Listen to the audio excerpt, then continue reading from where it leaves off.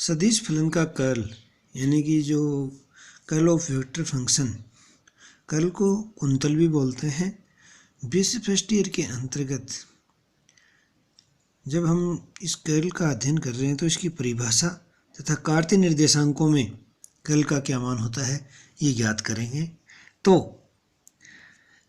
किसी सदिश क्षेत्र या फलन के किसी बिंदु को परिबद्ध करने वाले एकांक पृष्ठ क्षेत्रफल की सीमाओं के अनुदिश सदिश फलन के रेखीय समाकल के अधिकतम मान को सदिश क्षेत्र का कर्ल या परिघूर्णन कहते हैं। अतः सदिश क्षेत्र ए का जो कर्ल होगा, कर्ल ए बराबर limit D S tends to 0 A dot D l by D s, एकांक क्षेत्रफल की सीमाओं के अनुदिश रेखीय समाकल का जो अधिकतम मान है, मैक्सिमम मान है, वो उस फलन का कर्ल कहलाता है। जब जैसे हम ये कोई डी एस क्षेत्रफल पी पॉइंट पे लेते हैं, इसकी जो क्षेत्रफल का सदिश घटक है वो डी एस डायरेक्शन में है, सी कोई बंद परिपथ है, इसके किसी पॉइंट पर जो क्षेत्र की तीव्रता है वो ए है और यहाँ पर ये जो पथ की लंबाई है वो डेल्टा एल है, तो दोनों के मध्य का जो कोण है वो थीटा है। तो जो बिंदु पी है, परिबद्ध करने वाले बंद काल्पनिक वक्र सी को यहाँ दर्शाया गया है। बंद पथ को असंख्य सूक्ष्म लंबाइयों के बंद पथों से निर्मित माना जा सकता है। बंद पथ सी के अनुदिश वामावर्त दिशा में जाते हुए एक अल्पांश डेल्टा एल लेते हैं, जिस पर सदिश क्षेत्र ए तथा डेल्टा एल में कोण का मान है वो थीटा है। बंद पथ के अनुदिश सदिश क्षेत्र का रेखीय समाकल integration A I D L I सदिश क्षेत्र का परिसंचारण कहलाता है। अतः सदिश क्षेत्र ए का कर्ल बराबर limit D S tends to 0 1 by D S परिसंचारण A dot D L maximum, या कर्ल ए बराबर limit D S tends to 0 अधिकतम परिसंचारण अपॉन डी एस। तो सदिश क्षेत्र का ये जो कर्ल होता है ये एक सदिश राशि होती है। इसकी दिशा सूक्ष्म अवयव क्षेत्रफल के उस अभिविन्यास के लंबवत होती है जिसमें इसकी परिसीमा पर परिसंचरण अधिकतम होता है। सदिश क्षेत्र का कर्ल तल के घूर्णन को व्यक्त करता है। यदि किसी सदिश क्षेत्र के कर्ल का मान 0 हो, डेल क्रॉस ए बराबर 0 हो, तो ऐसा जो सदिश क्षेत्र है वो अघूर्णी सदिश क्षेत्र कहलाता है, इर्रोटेशनल वेक्टर फील्ड कहलाएगा। यदि किसी सदिश क्षेत्र के कर्ल का मान अशून्य है, नॉन जीरो है, del cross A not equal to 0, तो उसे घूर्णी सदिश क्षेत्र कहते हैं। अब हमें कार्तीय निर्देशांकों में, कार्टेशियन कोऑर्डिनेट सिस्टम में सदिश क्षेत्र के कर्ल का मान है वो ज्ञात करना है। तो हम कर्ल ए का मान ज्ञात करने के लिए अभिष्ट बिंदु ओ के चारों ओर एक्स वाई प्लेन में एक बंद आयताकार पथ पी क्यू आर एस लेते हैं। बिंदु ओ पर सदिश ए के घटक एक्स वाई जेड डायरेक्शन में क्रमशः ए एक्स ए वाई और ए जेड हैं। ये जो सदिश ए था इसका एक्स वाई जेड डायरेक्शन में जो घटक हैं वो ए x A y A Z हैं, तथा इस अल्पांश आयताकार भाग का जो क्षेत्रफल होगा वो डी एस बराबर d x into D y होगा। पास पी क्यू एस इतना कम है कि इसकी किसी भुजा के मध्य बिंदु पर प्राप्त सदिश क्षेत्र का मान पूरी भुजा के लिए एक समान माना जा सकता है। अतः भुजा पी क्यू पर सदिश क्षेत्र का मान ज्ञात करना है। ये भुजा पी क्यू पे करेंगे, फिर क्यू आर पे करेंगे, फिर आर एस पे करेंगे, फिर एस पी पे करेंगे, फिर सभी को हम जोड़ देंगे। तो बिंदु ओ से पी क्यू तक पहुंचने में ऋणात्मक वाई अक्ष के अनुदिश डी बाई 2 दूरी तय करनी पड़ती है। अतः पी क्यू के अनुदिश सदिश क्षेत्र ए के घटक ए एक्स का जो मान है वो होगा A x plus minus Y दिशा में ए एक्स के परिवर्तन की दर into minus D Y by 2, या A X minus del A x upon del Y D Y by 2, समीकरण नंबर 2। अब जो सेकंड पथ है क्यू आर, उसके अनुदिश क्षेत्र का मान ज्ञात करना है। तो बिंदु ओ से क्यू आर पथ पर पहुंचने पर प्लस एक्स दिशा में dx/2 दूरी तय करनी पड़ती है। अतः पथ क्यू आर पर सदिश क्षेत्र ए या y दिशा में जो घटक का मान होगा वो होगा ए वाई प्लस x दिशा में ए वाई के परिवर्तन की दर इंटू dx/2, यानी कि A Y plus del A Y by del X dx/2। इसे हमने समीकरण नंबर दे दिया है 3। अब बुझा आर एस पर सदिश क्षेत्र का मान। तो बिंदु ओ से आर एस पथ पर पहुंचने के लिए प्लस वाई दिशा में dy बाई दूरी तय करनी होती है। अतः पथ आर एस पर अनुदिश ए के अनुदिश एक्स दिशा में जो घटक का मान होगा, चूँकि आर एस भुजा पर हम क्षेत्र के विपरीत चल रहे हैं, अतः minus A x plus minus del A x upon del Y D Y by 2, यानी कि माइनस कोष्टक A x plus del A x upon del Y D Y by 2। इसे समीकरण नंबर दे दिया हमने 4। अब जो चौथा पथ है, फोर्थ पाथ है भुजा एस पी पथ सदिश पर जो क्षेत्र का मान है। तो बिंदु ओ से एस पी पथ पर पहुंचने के लिए माइनस एक्स दिशा में dx/2 दूरी तय करनी होगी। अतः पथ एस पी पर ए के जो माइनस वाई दिशा में घटक हैं उसका जो मान है वो होगा minus A Y plus minus del A Y by del x minus dx/2, minus common में ले लिया तो A Y minus del A Y by del X dx/2, समीकरण 5।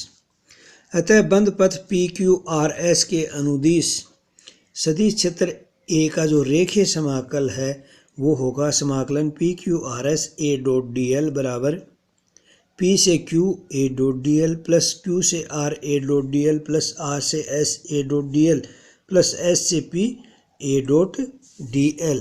अतः पी से Q A dot D L बराबर P Q path के अनुदिश ए का घटक इंटू पी क्यू पाथ की लंबाई, यानी कि A X minus del A x upon del Y D Y by 2 into D X, समीकरण नंबर 6।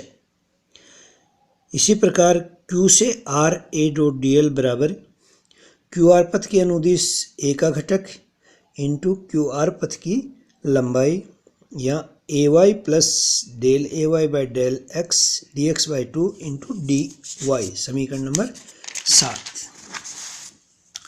इसी प्रकार आर एस पथ के अनुदिश आर से S A dot D L बराबर आर एस पथ के अनुदिश ए का घटक इंटू आर एस पथ की लंबाई, यानी कि minus A x plus del A x upon del Y D x by 2 into D x.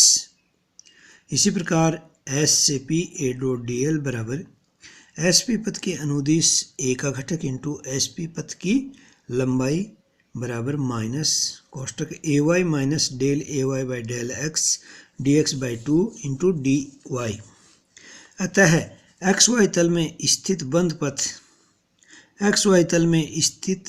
पथ पी क्यू आर एस के अनुदिश कुल परिसंचारण होगा। तो समीकरण 6, 7, 8, 9 आए थे, उनको जोड़कर सरल करते हैं। तो समाकलन P Q R S A dot D L बराबर del A Y by del x minus del A x upon del Y D X D Y, समीकरण नंबर 10।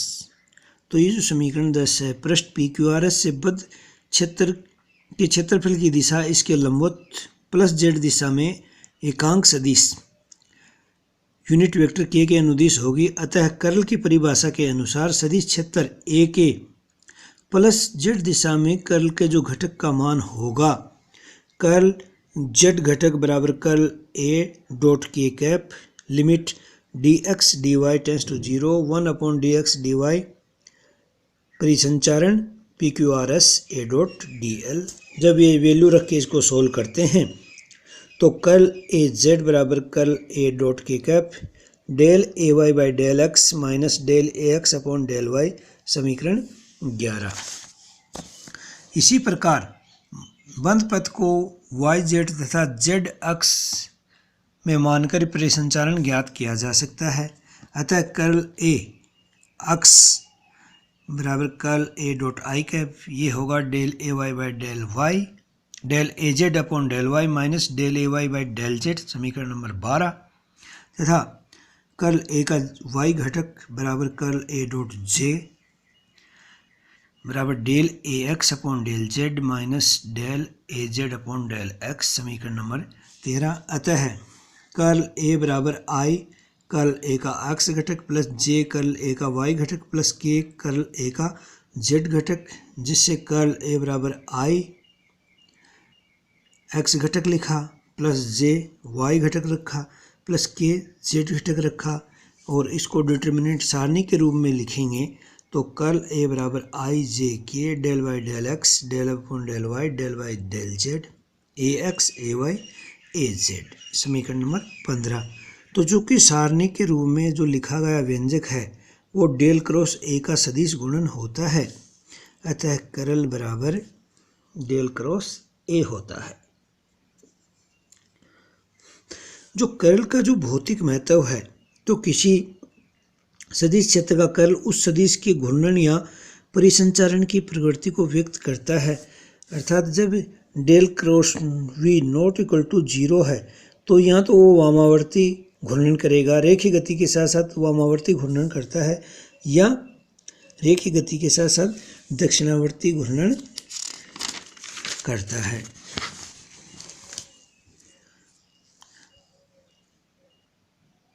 जब रेखीय गति होती है,